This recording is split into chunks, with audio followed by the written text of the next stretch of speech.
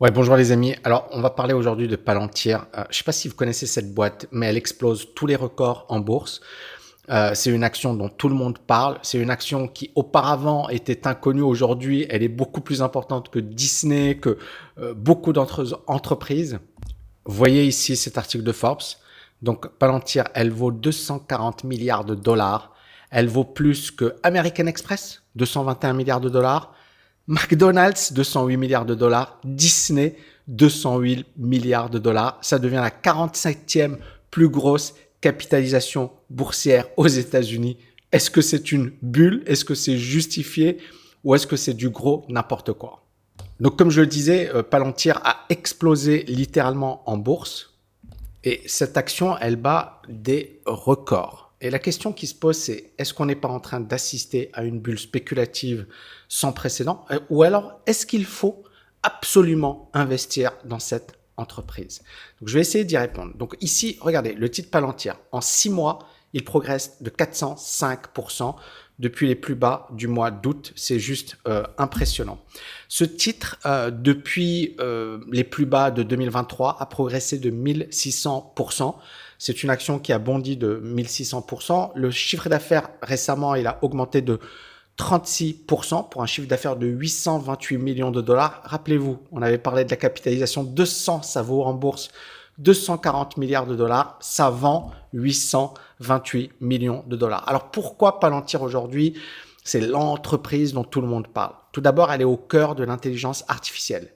Elle est entre l'intelligence artificielle, l'armée, d'accord, la base, l'analyse de données. Donc, c'est une entreprise qui est spécialisée dans l'analyse de données, l'intelligence artificielle, et elle transforme des données complexes en insights actionnables.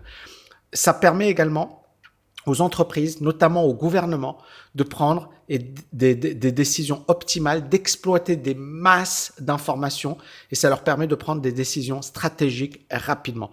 Et les logiciels et les applications de Palantir, elles s'appliquent à divers secteurs critiques comme la défense, comme le renseignement, l'espionnage, la finance, la santé, la logistique, l'optimisation des infrastructures gouvernementales et clairement, si cette action progresse autant, c'est parce que beaucoup se disent que le potentiel est clairement présent. Maintenant, nous, on va se focaliser sur la bourse, d'accord, la valorisation. La valorisation, c'est quelle est la valeur de cette entreprise. Et vous savez qu'il y a des ratios. Le premier ratio qui est le plus connu, c'est celui où on prend le cours boursier sur les ventes réalisées. Ce qui est intéressant, c'est de se dire, OK, en combien d'années cette entreprise elle peut finalement rembourser ses ventes. Et par exemple, si vous achetez l'entreprise Palantir aujourd'hui, vous savez que le ratio cours sur vente, ça représente 62. 62, ça veut dire quoi? Ça veut dire 62 années de vente. L'entreprise aujourd'hui vaut en bourse 62 années de vente. Est-ce que c'est cher? En fait, on peut comparer avec les autres entreprises. Nvidia, ici, vous voyez, c'est 15 années de vente. CDNS, 15 années de vente. Pourtant, Nvidia, on dit qu'elle est surévaluée. Now, 15 années de vente. AVGO, 16 années de vente. Et vous voyez que TPL, on monte à 32 années de vente. Et Palantir bat toutes les autres entreprises sur le plan du ratio prix sur vente. D'accord? Le deuxième ratio, très très connu, très célèbre en bourse, c'est le PE. C'est le prix de l'action, d'accord, sur le bénéfice par action. Et là, en l'occurrence, le chiffre pour Palantir, il est de 399, c'est-à-dire 400 années de bénéfice. C'est énorme, c'est énorme. Alors bien sûr, Nvidia a déjà eu un PE très important de 400, de 500. Et là, l'idée, la vraie question qui se pose, c'est est-ce que finalement, l'entreprise, elle va continuer de croître fortement et atteindre des niveaux stratosphériques?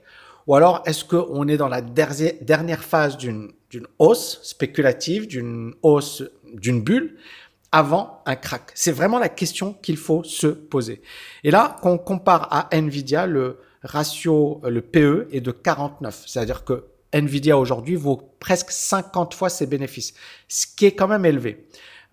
Intel, 0, hein, mais elle n'a pas de bénéfice, je pense.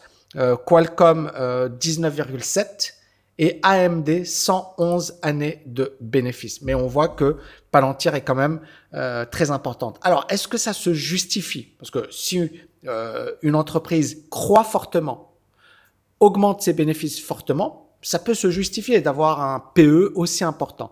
Mais en fait, il faudrait que Palantir, pendant plusieurs années, croisse, c'est-à-dire chaque année, son bénéfice par action doit augmenter de 50%. Est-ce que c'est impossible? Non. Si l'intelligence artificielle se développe, etc. Mais encore une fois, on se base sur une hypothèse forte, la croissance des bénéfices futurs. Et donc, c'est possible, mais ça reste ambitieux. Donc, on ne peut pas parler de bulle, mais on n'en est pas loin. Maintenant, est-ce que c'est une bulle? Et est-ce que cette bulle, elle va s'arrêter? Toute bulle s'arrête. La bulle, il y a bulle si cette entreprise, en fait, n'est pas capable de croître. Si les analystes ont été trop optimistes. Si les analystes pensent que la croissance va être de 50 ou 100% par an des bénéfices par action, alors que la croissance sera de 20% ou de 10% ou de 0%. Donc, si l'entreprise arrête de croître, là, on va avoir un effondrement. Donc, le prochain résultat va être très, très important. D'accord? Et puis, bien évidemment, on peut avoir des signaux précurseurs. Mais pour le moment, il faut bien comprendre une chose. Et c'est là où j'insiste beaucoup sur l'importance du momentum. Tant qu'il y a des acheteurs, tant qu'il y a des gens qui sont haussiers, tant que le titre va continuer de progresser. Bien évidemment, ça ne fait pas les affaires de Warren Buffett. Warren Buffett, vous savez qu'aujourd'hui, il a des centaines de milliards de dollars en cash et il attend. Et il attend pourquoi? Parce que pour lui, le marché est trop élevé. Mais il y en a d'autres. Howard Marks, j'en ai déjà parlé. David Einhorn, également des gros gérants, des sommités qui disent c'est trop cher. C'est pas le moment d'acheter. Mais encore une fois, une bulle spéculative, elle peut continuer tant qu'il y a des acheteurs, tant qu'il y a des gens qui sont motivés par la poursuite de la hausse et qui pensent que la hausse va se poursuivre, le marché peut continuer de progresser. Conclusion, et je vais encore une fois conclure. Moi, et je vais vous donner mon avis perso, ça n'engage personne et ce ne sont pas des conseils financiers. Bon, je suis haussier sur l'action, d'accord? Je suis haussier depuis pas mal de temps sur cette action, ça ne date pas d'aujourd'hui et je suis encore haussier. Maintenant, je sais très bien que ça peut se retourner rapidement, que pour le moment, il y a clairement une dynamique positive, qu'on vient d'échapper au pire avec DeepSeek, avec pas mal de choses, mais que là, hier, Nvidia a pris 4%, on voit que les acheteurs sont de nouveau présents. Et donc, clairement, en fait, il faut pas se prendre la tête, il faut pas trop réfléchir parce que si on réfléchit trop, on ne fait rien. D'accord? Donc, clairement, c'est surévalué sur un plan fondamental. Clairement, les chiffres sont très importants, mais s'il y a toujours des acheteurs et s'il y a toujours une dynamique haussière, il ne faut pas se battre contre cette dynamique haussière. Donc, il y aura une correction à terme. Regardez ce qui s'est passé pour Nvidia. Hein. Tout le monde disait ça ne peut que monter, ça ne peut que monter. Ça a quand même fortement baissé. Bien évidemment, là, ça repart à la hausse, mais c'est encore sous les moyennes mobiles à suivre. Cette entreprise, elle a un énorme potentiel. Maintenant, encore une fois, dans les phases de bulle, on a souvent ce type de ratio, on a souvent ces chiffres qui sont complètement délirants. Et la question que j'ai envie de vous poser, qu'est-ce que vous en pensez les amis? Vous pensez qu'on est en bulle? Vous pensez qu'on est en bulle mais qu'il faut continuer d'acheter parce que ça va continuer de monter? Ou vous pensez qu'on est en bulle aujourd'hui et qu'il faut de plus en plus envisager à être en cash pour attendre les bonnes opportunités? Merci pour vos commentaires, vos témoignages. N'oubliez pas de mettre un like. N'hésitez pas également à me dire quels sont les thèmes de vidéos que vous aimeriez que j'aborde et je vous dis à bientôt. Ciao, ciao, ciao.